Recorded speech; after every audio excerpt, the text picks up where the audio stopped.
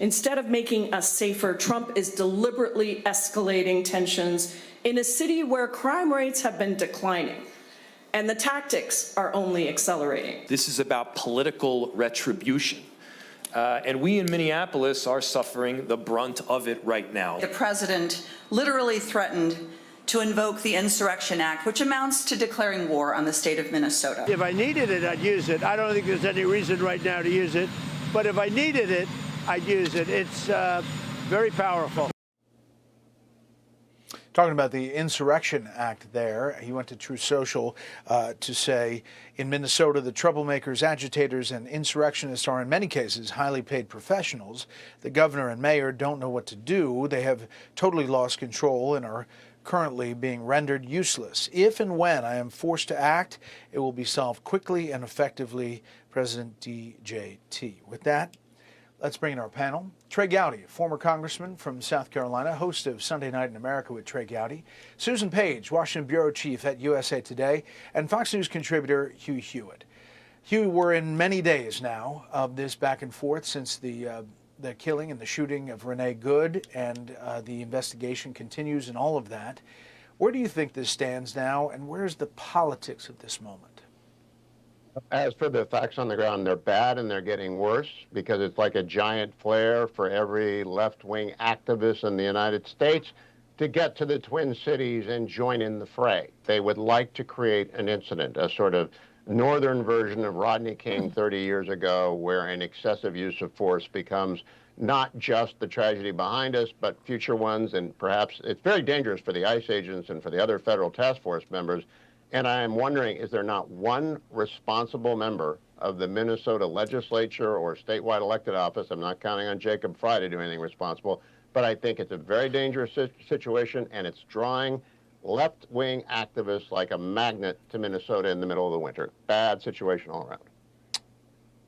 Yeah, here is NPR, Susan. With limited political power, Minnesota Democrats navigate resistance to Trump. When President Trump took office last year for a second term, he vowed to curb legal migration and deport those who are in the U.S. without legal status. However, now, after nearly 1 year in office, Minnesota offers a prime example of how his administration is enforcing immigration policies in a blue state.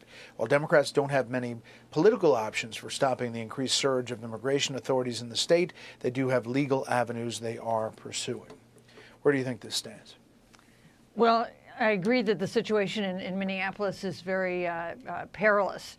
But the fact is, these demonstrations have been mostly peaceful. It's been the exception where there have been incidents of violence. And it's if there is violence, if the situation does get worse, there will be a partisan debate about what's responsible. Were the demonstrators responsible for that?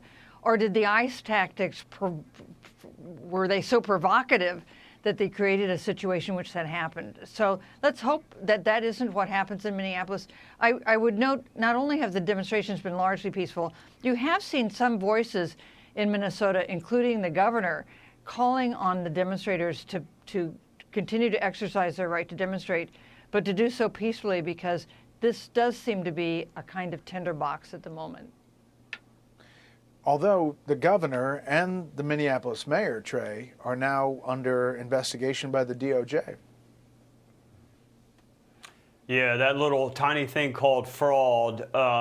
I kind of separate the two. I think for all this actually presents a really good opportunity for small government conservatives to argue against big government programs, citing the Constitution. But you know, Brett, the Constitution only mentions a couple of things twice, but one of them is due process, because it's really important. So anyone who is using the word murder, or anyone who is talking about domestic terrorism, when the investigation really isn't even halfway completed. I mean, that's what due process means, is don't reach the verdict and then go look for facts. Do the investigation, and the most important thing is what was in the mind of that officer when he fired the fatal shot. And if you don't know the answer to that question, then you really shouldn't be opining on it. Here's the Minnesota Attorney General, Hugh, Keith Ellison. Let me be clear. We're not suing because ICE is in Minnesota. They were in Minnesota last year. They were in Minnesota 10 years ago. We didn't sue them then. We sued them over this activity, which is unjustified, unconstitutional, damages our state, interferes with our sovereignty as a member of these United States, violates the Administrative Procedures Act, is arbitrary, capricious, and damaging to all of us. This is not going to end anytime soon, is the bottom line. No, but that was constitutional malpractice. I just want the audience to know it was a word salad. If I got that answer on a con law exam, he would flunk. He threw everything on the table. It makes no sense. States are subordinate to the federal government. That's why there's a supremacy clause, and the Attorney General could not defend it. That case will be thrown out of court by the time it reaches the Circuit Court of Appeals. Certainly they might get a left-wing judge in Minnesota at the district court level, but that's nonsense, absolute nonsense. All right, let me move on, Susan, and the situation with Iran, which seems to be on pause, however, still very tense between the U.S. and Iran. Here is the president. Did Arab and Israeli officials convince you to not strike Iran? Nobody convinced me. I convinced myself. You had yesterday scheduled over 800 hangings. They didn't hang anyone. They canceled the hangings. That had a big impact. So we'll see. They are moving more military might into the Middle East. What are your thoughts, Susan? Well, the president's promised to support the demonstrators there. He does seem to be backing off, at least at the moment, some of the most forceful possibilities that might include. It is true that voices he listens to in the Arab world and in Israel are encouraging him not to bomb Iran, not to take the most drastic steps he might take because of the demonstrations there. And the president is right that Iran did back off some executions that had been expected to take place, and it's possible that his rhetoric, his threat of force, was one of the reasons that happened. So that would be good. This is the regime in Iran is in a bad place. We don't want to give them an opportunity to see the United States as an enemy that creates more support for the regime there. This is a situation, this is a watch and worry situation, I think. Yeah, but Trey, if you're in the Iranian regime, you're not breathing easy. First of all, your economy's in a free fall, largely because the Trump administration has put the boot back on the throat with sanctions, et cetera. And it seems like the threat is still there, very much so. Oh, the threat is there, and it's not Israeli voices. I think he's well served by Marco Rubio and John Ratcliffe.